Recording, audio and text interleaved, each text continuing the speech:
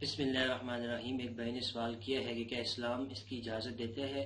کہ کوئی عورت کسی نامحرم مرد کو سلام کرے اور اس کے سلام کا جواب دے، اسی طرح کوئی مرد کسی نامحرم عورت کو سلام کرے اس کے سلام کا جواب دے؟ تو اس کے متعلق تفصیل یہ ہے کہ اگر تو عورت بوڑھی ہے تو وہ نامحرم مرد کو سلام بھی کر سکتی ہے اور اس کے سلام کا جواب بھی دے سکتی ہے،